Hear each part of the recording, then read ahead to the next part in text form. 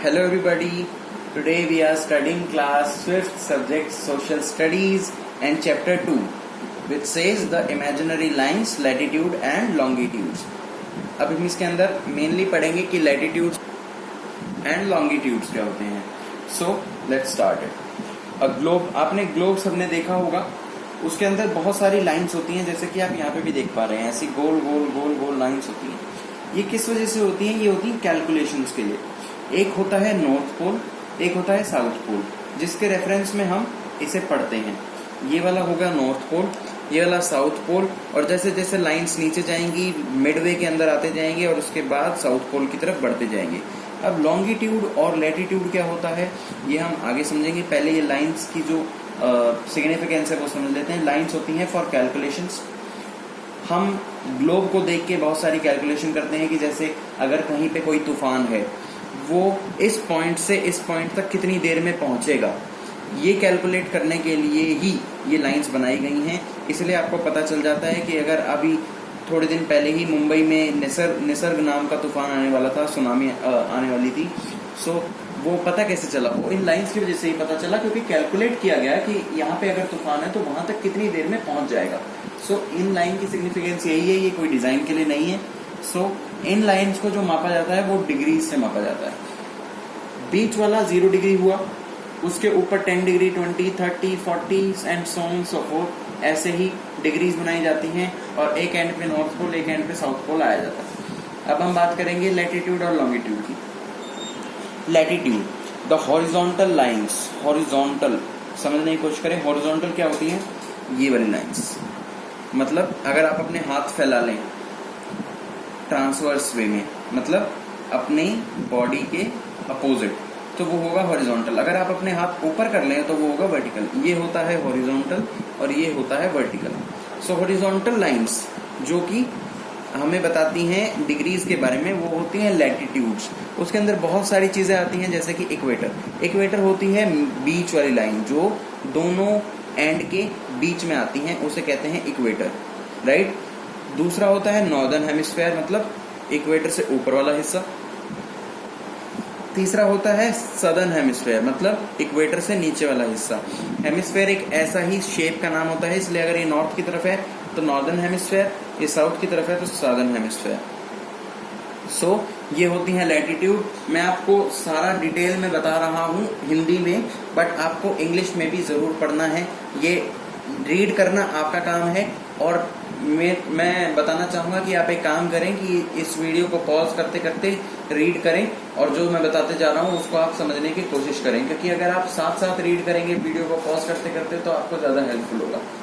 क्योंकि मैं आपको लाइन बाय लाइन रीड नहीं कर रहा हूँ, बट आपको इसके अंदर बहुत सारी याद करने की चीजें हैं जो कि ऐसे ही याद करनी है. अब हम बात करेंगे इंपॉर्टेंस ऑफ लैटिट्यूड. अब क्या मेन जो इंपॉर्टेंस ऑफ लैटिट्यूड होता है वो होता है टेम्परेचर का. ये बताता है कि किस एरिया में कितना टेम्परेचर होगा. मैं आपको बताना देना चाहता हूँ, ये जो इक्वेटर वाला एरिया है यहाँ पे हॉटेस्ट होता है, यहाँ पे टेम्परेचर ज्यादा होता है. इसके नीचे सबसे ठंडा होता जाता है, इसके ऊपर ठंडा होता जाता है. मतलब दोनों एक्सट्रीम ठंडे होते हैं और जो बीच वाला एरिया होता है वो हॉट होता है. इट मीन्स आपको पता चल गया होगा कि जो इंडिया है वो कौन से एरिया में आता है? वो आता है इक्वेटर के एरिया के आसपास, राइट. अब हम बात करेंगे हीट जोन्स ऑफ अर्थ. हर अर्थ के हीट जोन्स क्या हैं? ये वही बात है जैसा कि मैंने बताया. इसके अंदर 3 भागों में इसे बांटा गया है. पहला है ट्रॉपिकल और टॉरेट जोन, दूसरा है द टेम्परेट जोन और तीसरा है द फ्रिजिड जोन. फ्रिजिड मतलब आपने देखा है कि आपके घर में क्या होता है? फ्रिज होता है. फ्रिज क्या होता है? ठंडा होता है. इट मीन्स फ्रिजिड जोन मतलब ठंडा एरिया. टेम्परेट जोन मतलब मीडियम एरिया. ट्रॉपिकल जोन मतलब ज्यादा टेम्परेचर वाला area. So that's how it is divided. 3 basic level हैं जिन्हें डिवाइड किया गया है.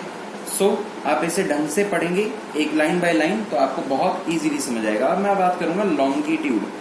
जैसे कि मैंने बताया था लैटिट्यूड हॉरिजॉन्टल लाइंस होती हैं, उनके अपोजिट लॉन्गिट्यूड वर्टिकल लाइन होती हैं. इसके अंदर इक्वेटर ना हो के मेरिडियन होता है. मेरिडियन जो बीच वाली लाइन होगी वो मेरिडियन कहलाएगी. अब उसके इधर भी मतलब ईस्टर्न हेमिस्फीयर और वेस्टर्न हेमिस्फीयर. तो ऐसे ही ईस्टर्न हेमिस्फीयर, वेस्टर्न हेमिस्फीयर, जैसे कि नॉर्दर्न हेमिस्फीयर और सदर्न हेमिस्फीयर था. सिमिलरली वैसे ही लॉन्गिट्यूड के अंदर ये दोनों चीजें होती हैं. मेरिडियन के मैंने बारे में आपको बताया, eastern hemisphere and western hemisphere के बारे में आपको बताया। चारों दिशाएं कवर हो चुकी हैं, 2 लैटिट्यूड के साथ, 2 लॉन्गिट्यूड के साथ। आपको जान के खुशी होगी कि जो लैटिट्यूड और लॉन्गिट्यूड है, इन्हीं से ही टाइम जोन भी डिसाइड होता है। कि जो आप पता कर पाते हैं कि अगर यूके है वो आपसे 6 घंटे पीछे चल रहा है, आप 6 घंटे उससे आगे चल रहे हैं, तो किस वजह से है? वो इसी वजह से है क्योंकि लैटिट्यूड लॉन्गिट्यूड में कैलकुलेशन होती है। बहुत सारे साइंटिस्ट इन्हीं चीजों पे काम कर रहे होते हैं और वो पता लगाते हैं कि किस समय कहाँ पे सूर्योदय होगा या कहाँ पे सूर्यास्त होगा। सो that's how the principle of latitude and longitude comes into consideration. Now अब हम बात करेंगे जियोग्राफिकल ग्रिड की। अगर आप ग्लोब को खोल दें, जैसे कि ग्लोब होता है गोल, ग्लोब को बीच में से काट दें और उसे फैला दें, तो वो बन गया एक map, world map. World map के अंदर आती हैं जियोग्राफिक ग्रिड। ग्रिड का मतलब होता है स्क्वायर्स। स्क्वायर्स मतलब ऐसे कॉलम्स जो कि अलग अलग भाग को अलग अलग हिस्से में डिग्रीज में बांटते हैं। आप इस वाले डायग्राम को गौर से देखेंगे तो ऊपर नीचे बहुत सारी रीडिंग्स लिखी हुई हैं। ये जियोग्राफिकल ग्रिड को अलग अलग भाग में बांटने के लिए होती हैं। सो दैट्स हाउ जियोग्राफिकल ग्रिड भी एक काम में आती है जब हमारे पास ग्लोब ना हो बल्कि एक मैप हो। अब हम बात करेंगे difference between latitude and longitude. Latitude horizontal होता है, longitude vertical. The parallel lines of latitude are drawn in the east west direction. मतलब लैटिट्यूड होता है ईस्ट वेस्ट डायरेक्शन में ड्रॉ होता है और लॉन्गिट्यूड क्या होता है, नॉर्थ टू साउथ डायरेक्शन में ड्रॉ होता है। So the length of parallel of latitude goes on decreasing towards the poles. मतलब जो पोल्स होते हैं, मतलब नॉर्थ पोल और साउथ पोल, वहां पे जो लाइंस की जो लेंथ होती है वो डिक्रीज होती जाती है क्योंकि ग्लोब गोल है। तो देखिए आप, यहाँ पे छोटी लाइन है, वहां पे बड़ी लाइन है। सो दैट्स हाउ वो डिक्रीज होती जाती है पोल्स की तरफ। The meridian of longitude are always equal in length.